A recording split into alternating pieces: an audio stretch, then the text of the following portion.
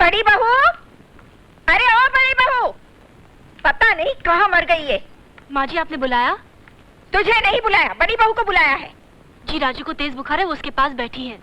घर की साफ सफाई छोड़कर महारानी आराम से बैठी है। राजू के पास बैठने से उसकी बीमारी ठीक हो जाएगी क्या? माँ जी अब बिल्कुल चिंता मत कीजिए, मैं उनका सारा काम कर रही हूँ। आपको किसी चीज की जरूरत हो तो मुझे कह दीजिए। मुझे कोई चीज की जरूरत नहीं है। खाक में जाए तुम्हारी बड़ी बहू।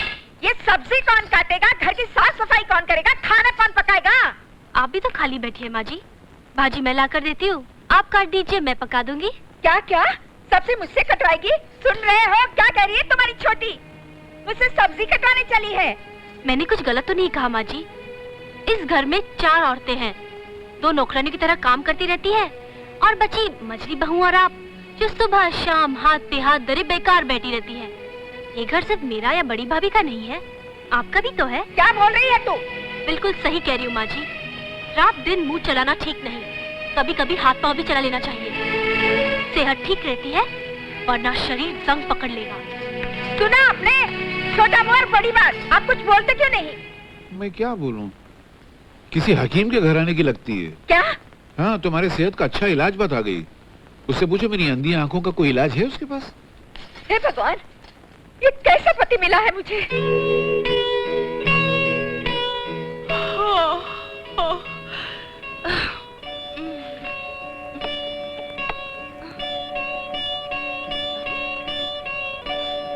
आज इतनी देर हो गई, बड़ी भाभी अभी तक मेरे लिए बेटी नहीं लाई। अभी खबर लेती हूँ। डार्लिंग, क्या है? ये देखो, मैं तुम्हारे कपड़े लॉन्ड्री से ले आया हूँ। ओफो, आपको मालूम है मुझे अभी तक चाय नहीं मिली। हा? मैं जल्दी से नहा धोकर उस बड़ी भाभी की खबर लेती हूँ। हाँ हाँ डार्लिंग, जरा जम के खबर लेना। हाँ, मुझे भी अभी तक चाय नहीं मिली।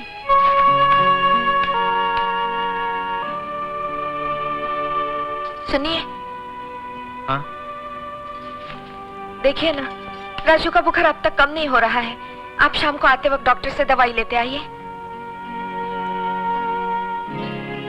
मैं कोशिश करता हूँ। छोटी, बड़ी भाभी कहाँ है? क्यों, क्या हुआ? इतनी देर हो गई, मेरे कमरे की सफाई नहीं हुई अभी तक। तो एक काम कर लो ना, उस कोने में झाड़ू पड़ा है, उसे उठा लो और अपने कमरे की सफाई खुद कर डालो। क्या? मैं झाड़ू लगाऊंगी? मैं? तो और कौन करेगा? वही जो आज तक करती आई है, इस घर की सफाई करती आई है, झाड़ू लगाती आई है। कौन? बड़ी भाभी ना। वो आज तक बड़ी भूल करती आई हैं। तुम्हारा काम कर करके उन्होंने तुम्हें सुस्त और काहिल बना दिया है। क्या? मेरी बात पूरी तरह सुन लो। औरत जात को अपना काम खुद कर लेना चाहिए। इससे औरत जात की इज्जत भी रहती है और धर्म भी पूरा हो जाता है। हम भारत की मिट्टी से जन्मी बेटियां हैं, ये हमेशा याद रखना चाहिए। अब शर्माओ मत। वहाँ झाड़ू पड़ा है, उसे उठा लो और अपने कमरे की सफाई खुद कर डालो। क्या? मैं सफाई करूंगी? मैं इस घर में 6000 रुपए किस लिए देती हूँ? झाड़ू लगाने के लिए, सफाई करने के लिए? तुम 6000 रुपए किसके हाथ में देती हो? माँ जी के हाथ में। माँ जी के? ठहरो। पिताजी, आप कुछ कहते क्यों नहीं है? हा? आपको पता है छोटी बहू ने क्या क्या कर डाला? उसने तो झाड़ू तक थमा दिया हाथों में। अरे भाई, अब तुम राई का पहाड़ बना रहे हो तो मैं क्या करूं? अब तुम एक बात बताओ, अगर तुम्हारी पत्नी थोड़ी देर ही झाड़ू मारेगी तो क्या उसका धर्म भ्रष्ट हो जाएगा? आप तो वाह वाह पिताजी, इस घर में 6000 रुपए देने के बाद भी क्या मैं ही झाड़ू लगाऊंगी? तुम्हारा क्या मतलब है कि जिसका पति जितने कम पैसे देगा उसकी पत्नी को उतनी ज्यादा झाड़ू पोता करना पड़ेगा? जी, अब आप सही समझे हैं। इस लिहाज से तो फिर मेरी पत्नी को सबसे ज्यादा काम करना चाहिए, क्योंकि मैं तो घर में कुछ देता ही नहीं हूँ। माँ जी क्यों करेंगी? वो तो इस घर की देवी है। ठीक है, तो फिर मैं ही लगा लेता हूँ। लाओ बड़ी बहू, ये झाड़ू मुझे दो, मैं झाड़ू लगा लेता हूँ। नहीं नहीं बाबूजी, ये आप क्या कह रहे हैं? ऐसा सुनना भी मेरे लिए पाप है। मैं झाड़ू लगा दूंगी। नहीं दीदी, तुम जाके बीमार राजू के पास बैठो, मैं कर देती हूँ। नहीं राधा, जिसका पति 1000 रुपया कमाता हो, उसके बीमार बच्चे को माँ का प्यार पाने का कोई हक नहीं। आई बड़ी माँ की ममता दिखाने वाली।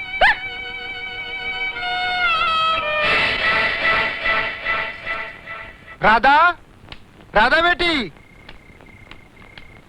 कौन साहब हैं आप? जी, मैं राधा का मामा हूँ, आप लोगों से मिलने आया हूँ। ओहो, तो आप हैं राधा के मामा। मेरे छोटे बेटे को फांस लिया और बिना किसी लेन देन के अपनी भांजी को फटे पुराने कपड़ों में लपेटकर मेरे घर भेज दिया। ये धर्मशाला है या किसी भिखारी के पालने की जगह? हाँ? अब आ ही गए हो महाशय, तो एक बात सुन लो। मैंने तो सोच रखा था कि मैं अपने बेटे रवि की शादी कोई ऐसी लड़की से करूंगी जो बहुत सारा दहेज लाए, एक बहुत बड़ा टीवी। ब्लैक एंड व्हाइट या कलर, वो भी तो बतलाओ ना बेचारों को। तुम चुप रहो जी।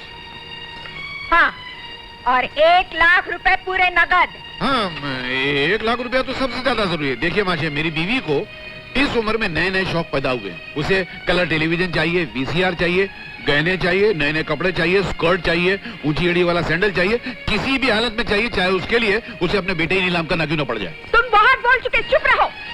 हाँ, रुपयों का इंतजाम कब तक होगा? अरे सर झुकाए क्या खड़े हो? अगर इंतजाम जल्दी नहीं हुआ ना तो याद। तो क्या करोगी? अब दुर्गा, मैं तुमसे पूछता हूँ, अगर इंतजाम नहीं हुआ तो तुम क्या करोगी? अपनी बहू को जिंदा जला डालोगी? कभी भूल कर ये काम मत करना, क्योंकि आजकल बड़ा सख्त कानून है उस सास के लिए जो अपनी बहू को जिंदा जला डालती है।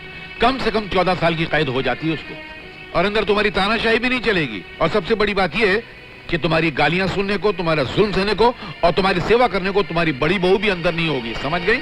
हाँ हाँ समझ गई। मामा जी चले जाइए, आप यहाँ से चले जाइए, और आइंदा इस घर की चौखट पर कदम मत रखिएगा।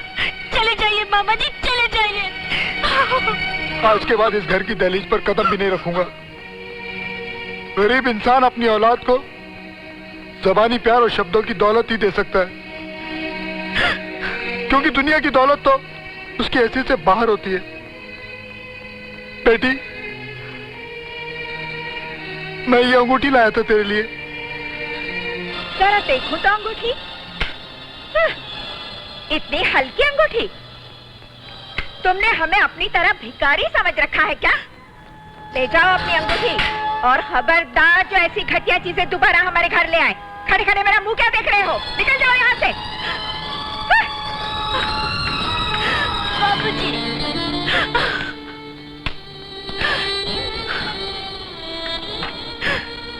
बाबूजी,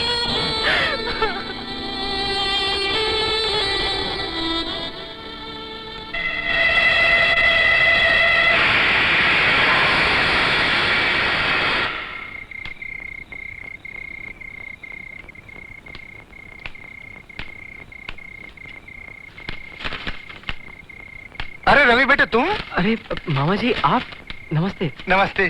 कब से बैठा आपका इंतजार कर रहा है। क्यों? अरे घर का हाल चाल जानने के लिए, और क्यों? अच्छा अच्छा अच्छा। अरे भाई इसको कुछ चाय वाय पिलाई कि नहीं? हाँ, सब कुछ पिला दिया। अरे बेटे खड़े क्यों? बैठो बैठो बैठो बैठो। क्या हुआ? अंगूठी दे आए राधा को? हाँ, अंगूठी? हाँ बिल्कुल दे आया हूँ राधा को।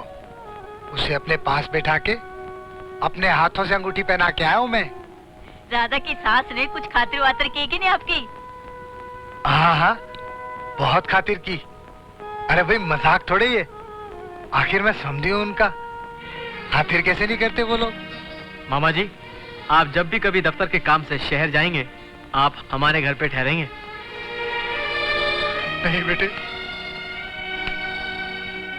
नहीं जा पाऊंगा तुम्हारे घर। तुम्हारे घर वाले बहुत खातिर करते हैं, पर इतनी खातिरदारी मुझसे सहन नहीं होगी। अरे आप रो रहे हैं क्या? नहीं धनवंती, ये तो राधा के प्यार के आंसू हैं। बचपन से आज तक हमारी राधा ने कितने दुख झेले। ये किसे पता था कि उसके नसीब में ये दिन भी देखना लिखा है। इसलिए आज मेरे लाख रोकने के बावजूद ये आंसू खुद ब खुद बह जा रहे हैं।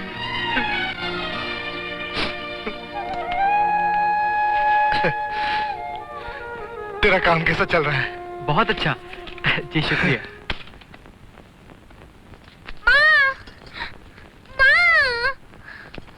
दीदी, राजू रो रहा है। ओह गॉड, क्या बात है राजू? अरे तुझे तो तेज बुखार है। दीदी भी आप यहाँ बैठी हुई है। दीदी क्या? ये इतनी सारी कटहल की सब्जी किसके लिए बना रही हैं आप? मोहिनी की नौकरानी आज आई नहीं है। वही मुझे सारा कटहल सब्जी बनाने के लिए देके गई है। मोहिनी रहती अपने पति के घर में और आपको कटहल की सब्जी काटने को दी है। वाह! और आप है जो यहाँ बैठकर कटहल काट रही हैं। वहाँ राजू रो रो के बेहाल हो रहा है और आप दीदी चलिए उठिए यहाँ से। नहीं राधा, मोहिनी ने देख लिया तो वो नाराज हो जाएगी। आप चलिए यहाँ से। नहीं राधा, छोड़ो ना मुझे मेरा काम करने दो। आपको आपके बीमार राजू की कसम। राधा चलिए यहाँ से। अरे अब चलिए अंदर जाइए आप।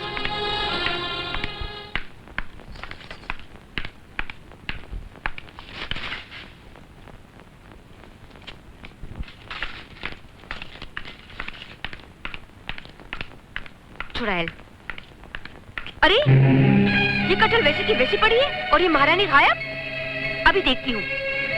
भाभी, बड़ी भाभी, बड़ी भाभी। एक मिनट, उनसे क्या काम है? मुझसे कहो। तुमसे क्यों कहूँ? मुझे उनसे काम है। अरे इस घर की बड़ी बहू पर हुक्म चलाने से पहले तुम्हें छोटी बहू से बात करनी होगी। मुझे तुमसे कोई बात नहीं करनी। क्या बात है? क्या हुआ मोहिनी? माँ देखो ना, मेरे देवर जी मेरे घर आए हैं। तुम्हें तो मालूम है ना कि उन्हें कटहल खाने का कितना शौक है। माँ मैं कुछ कटहल लाई थी और बड़ी भाभी के पास काटने के लिए दे गई थी, लेकिन उनकी हिम्मत देखो, सारी की सारी कटहल वहीं पड़ी है। कटहल काटना छोड़कर महारानी अपने कमरे में आराम फरमा रही है। मगर बड़ी बहू ने कटहल क्यों नहीं काटा? बड़ी भाभी को कटहल काटने से मैंने रोका है। तुमने मना किया है? जी हाँ, मैंने मना किया है। हम हिंदुस्तानी लड़कियाँ अपने मायके से पता नहीं क्या क्या उम्मीदें, क्या क्या सपने लेकर आती हैं। ओह, मगर यहाँ आने के बाद हमें अपनी उम्मीदों का गला घोटना पड़ता है। हमारे सपनों को भुलाकर हमें नौकरानी बनना पड़ता है। इसके बाद भी हम हालात से समझौता करके नौकरानी बनना मंजूर कर लेते हैं। मगर माँ जी, अगर बाहर वाले आकर हमारे साथ नौकरानियों जैसा बर्ताव करे तो हमें यह हरगिज़ मंजूर नहीं होगा। उस दिन जब मैंने आपको बोला कि मुझे कटहल काटना नहीं आता, तो आप लाल पीली होकर बोली, क्या मुझे मेरे घर वालों ने सिर्फ बड़ी बड़ी बातें करना सिखाया है, कटहल काटना नहीं सिखाया? आज मैं आपसे पूछती हूँ माँ जी, क्या सिखाया आपने अपनी बेटी को? सिर्फ झगड़ा करना? सुन लो माँ, सुन लो। तुम सुनो श्रीमती मोहिनी जी, अगर तुम्हें अपने देवर को कटहल खिलाने का इतना ही शौक है तो अपनी माँ से कहो कि तुम्हें कटहल काटना सिखा दे। और अगर तुम्हारी माँ भी न जानती हो तो तुम मेरे पास आ जाओ। मैं तुम्हें कटहल साफ करना और काटना ऐसा सिखा दूंगी कि जिंदगी में दोबारा काटने का नाम नहीं लोगी। समझी मोहिनी जी? माँ, मेरी नाक कट जाएगी आज देवर के सामने। क्या खिलाऊंगी उन्हें आज? अरे बेटी, तुम अपने देवर को किसी अच्छी होटल में ले जाके खाना खिला देना। इस बहाने मैं भी तुम्हारे साथ खाने आ जाऊंगी।